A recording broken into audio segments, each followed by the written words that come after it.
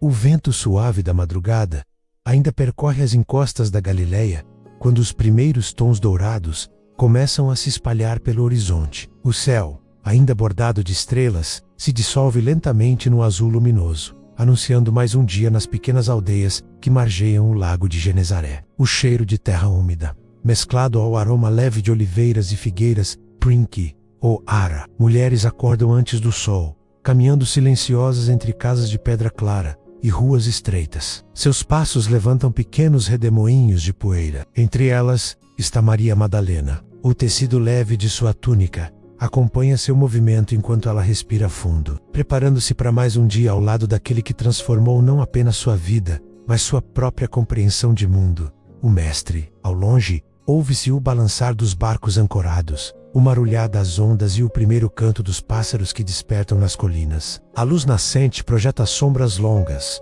revelando um ambiente simples, mas impregnado de simbolismos e significados. O amanhecer, para Maria, não é apenas o início de um novo ciclo diário, é um lembrete constante da mudança que vive desde que encontrou Jesus. Cada manhã traz a sensação de recomeço, de propósito e de presença. Enquanto outros ainda despertam lentamente, ela já está consciente de que aquele dia poderá guardar mais encontros, mais aprendizados e mais transformações, pois estar ao lado do Mestre significava viver numa constante e profunda revelação. Quando pensamos em Maria Madalena, muitos imaginam versões distorcidas pela tradição popular.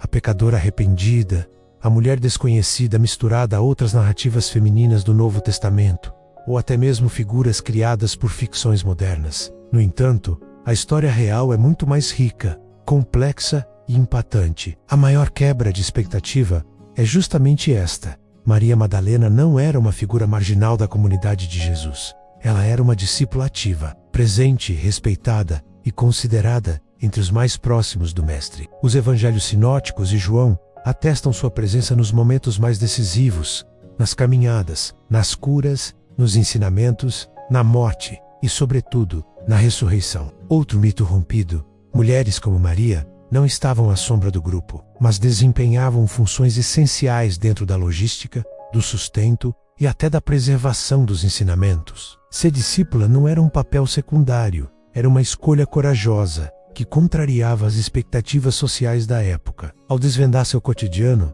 percebemos que sua rotina jamais se encaixaria no estereótipo simplista do passado. Ela é, antes, um símbolo de liderança silenciosa, de inteligência, de força e de profunda espiritualidade. Estamos no século I da Era Comum, em uma região atravessada por tensões políticas, tradições rígidas e profundas desigualdades sociais. A Judéia, dominada pelo Império Romano, vive sob constante vigilância militar e sob pesados tributos. A economia é simples e rural. A maioria vive da pesca, da agricultura e de pequenos comércios. As aldeias são formadas por casas de pedra, com tetos planos e poucas janelas. O interior é iluminado por lamparinas a óleo, e os utensílios domésticos são feitos de cerâmica ou madeira. O alimento básico do dia é pão, azeite, figos, tâmaras, peixes do lago e, em ocasiões especiais, cordeiro. A presença feminina na vida pública é restrita, mas não inexistente. Mulheres participam da agricultura,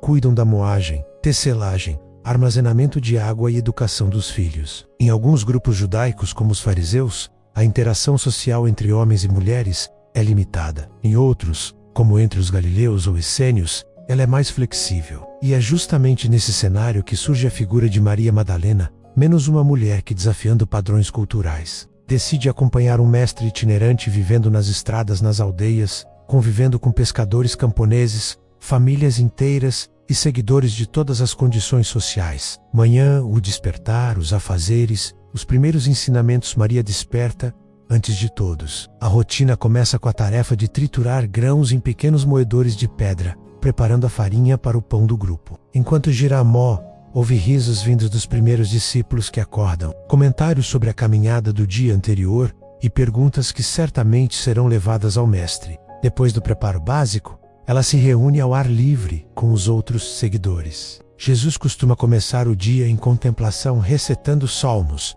olhando para o horizonte ou conversando de maneira tranquila com quem se aproxima. Maria é uma das primeiras a escutar suas palavras. As manhãs são marcadas por deslocamentos, longas caminhadas por trilhas rochosas, pausas para conversar com moradores, encontros com enfermos, mães desesperadas, homens aflitos. Maria está sempre perto, observando e muitas vezes ajudando na organização do que é necessário. Água, mantos, cuidado com os doentes. Quando Jesus conta parábolas sobre sementes, pastores, vinhas, ela escuta com atenção, analisando cada detalhe. Seu olhar é curioso e desperto, como se tentasse absorver não apenas as palavras, mas a intenção por trás delas. As tardes são os momentos mais intensos.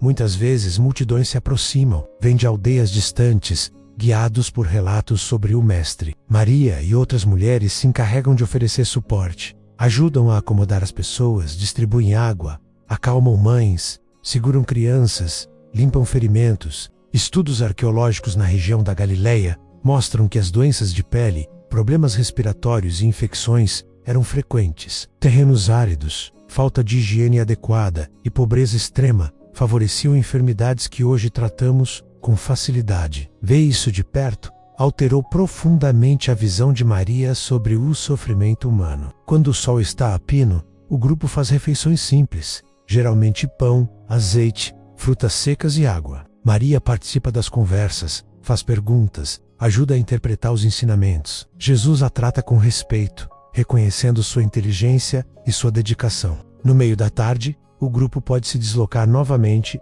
ou permanecer em um local seguro. Alguns dias são marcados por debates com líderes religiosos ou romanos. Outros, por longas caminhadas nas encostas, enquanto o Mestre explica sobre o reino de Deus, a compaixão, a justiça, o perdão. Maria absorve cada palavra como quem vê o mundo mudar diante de si. À medida que o crepúsculo cobre a paisagem, o grupo encontra abrigo em casas de amigos, em cavernas usadas por viajantes ou ao ar livre. À noite é o momento mais íntimo. As mulheres preparam a refeição noturna, enquanto os discípulos recolhem galhos para a fogueira. O cheiro do pão assado nos braseiros se mistura ao aroma de ervas locais, como tomilho e sálvia. Ao redor do fogo, surgem risos, relatos do dia e reflexões silenciosas. Maria costuma sentar próxima à chama, observando como a luz dança no rosto de cada discípulo. Ela sabe que aquele grupo tão diverso, pescadores, cobradores de impostos, jovens, idosos, formou uma comunidade improvável,